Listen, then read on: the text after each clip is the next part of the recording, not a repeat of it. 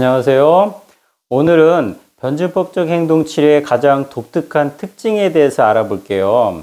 변증법적 행동치료는 다른 치료법에 대해서 어떤 중요한 특징이 있고 어떤 장점이 있을까, 이 부분에 대해서 이해하시면 될 것 같아요. 자, 세상에는 수백 가지 심리치료법이 있지만 그 심리치료 이름 속에 이미 심리치료법의 특징이 들어 있어요. 가령 선생님들이 많이 접해본 정신분석, 그리고 인간중심 상담. 정신분석은 말 그대로 정신을 분석한다. 내면에 있는 무의식을 분석하기 위해서 어떤 자유현상이나 꿈의 해석, 이런 걸 통해서 무의식을 통찰하게끔 유도하는 치료 기법이죠. 또 인간중심 상담은 인본주의, 무조건적인 존중, 진실성, 한 사람의 내면에 누구나 가지고 있는 문제 해결 능력을 실현화시키기 위한 따뜻하고 공감적인 상담자의 태도를 표현하는 기법이에요. 자, 그러면은 변증법적 행동치료는 뭘까요? 변증법은 무엇일까요? 저도 처음에 변증법적 행동치료를 접했을 때 이 변증법이란 말이 좀 모호하게 와닿았거든요. 근데 생각보다 이 개념을 알게 되면 이 변증법적 행동치료 상담이 심리치료가 어떤 식으로 진행이 되는지 이해가 될 거예요. 선생님들 변증법 많이 들어보셨죠? 우리 예전에 이제 고등학교 때 철학 시간에 배웠던 것 같은데 정, 반, 합.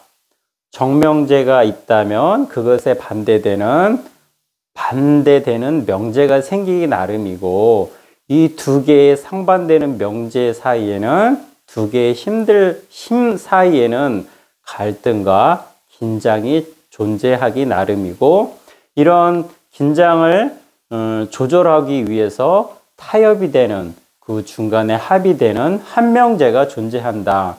이렇게 말하면은 제 말이 어렵게 느껴지는데, 쉽게 말하면 선생님들이 여러 명이 있는 가운데 선생님이 인생은 행복해, 이런 식으로 누군가에게 얘기를 했다라고 쳐봐요. 선생님이 아마 낙관론자일 거예요.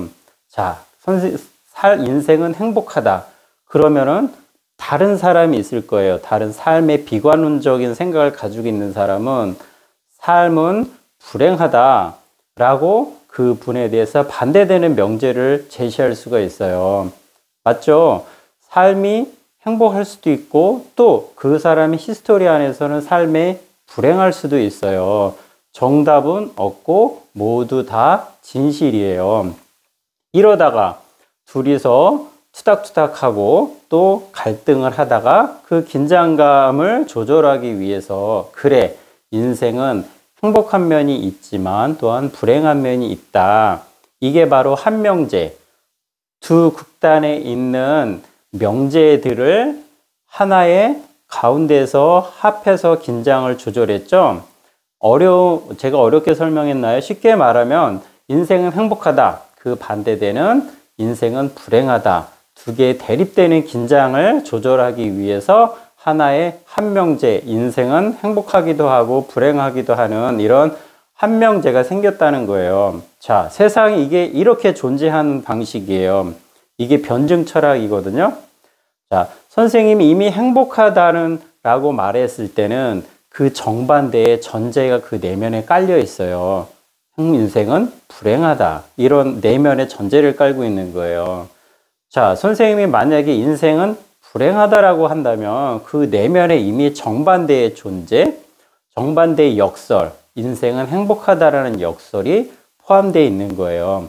자, 세상은 이렇게 다이나믹하고 끊임없이 정반대의 힘에 의해서 긴장과 갈등과 그리고 공존하는 세상인데, 이런 갈등과 긴장을 조절하기 위해서 끊임없이 세상은 변화되고 또 가운데서 만나고 또 새로운 지혜가, 새로운 힘이 형성되고, 이런 게 변증 철학이에요. 자, 조금 제 말이 이해가 되셨나요? 자, 말이 이해가 안 되신다 그러면 구체적으로 선생님들이 정치판을 한번 보세요. 끊임없는 두 개의 대립된 심과 갈등과 타협과 이런 식으로 세상에 존재하죠. 선생님 내면은 어떤가요? 다양한 갈등, 다양한 대립되는 두 개의 심이 공존하죠. 이런 것들을 끊임없이 자기 자신의 어떤 정서적 안정감, 행복감을 느끼기 위해서 통합하고 두 개의 지혜를 만나고 이런 과정이 펼쳐지기 나름이에요. 이게 세상에 존재하는 존재 방식이에요. 상담 장면에서는 어떤가요? 상담 장면 자체가 변증법적 과정이에요. 자, 여기서 마음이 아픈 환자나 어떤 내담자는 극단적인 생각들, 경직된 생각들, 하나에 꽂혀 있고 옴짝달싹할 수 없는 이런 상황에 놓여 있는 분들이 많아요. 극단적인 생각들, 내 인생 망했어. 모든 것은 너 때문이야. 내 팔자가 왜 이렇지? 시험에 떨어지고 나서 나는 실패자일 뿐이야. 왜 시험을 당신들이 나한테 이렇게 어렵게 냈어? 이렇게 극단적인 생각들. 이런 극단적인 생각들은 흔히 이분법적 사고, 흑백 논리, 우리가 이렇게 말을 하죠.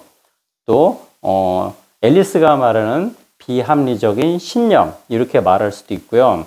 상담 장면에서는 이렇게 극단적인 생각이나 감정들을 움직이게 해줘요. 좀 반대쪽으로 움직이게 해주고 새로운 타협점을 형성하게 해주고 변화할 수 있게 끊임없이 상담자는 두 개의 태도를 유지하죠. 두 가지의 태도. 바로 수용과 그리고 변화. 이 수용과 변화 자체가 어떤 두 개의 대립돼 있는 심이지만 이거의 균형을 맞춰서 이것 또한 변증법적으로 상담자는 접근을 해요. 이게 바로 독특한 특징이라는 거죠. 변증법적 행동치료의 가장 독특한 특징은 변증법적인 접근.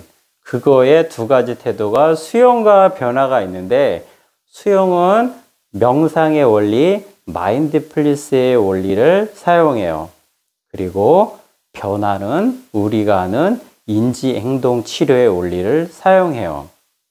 그죠? 자, 이 변증법적 행동 치료를 개발한 리네안이라는 사람은 인지행동 치료자였어요.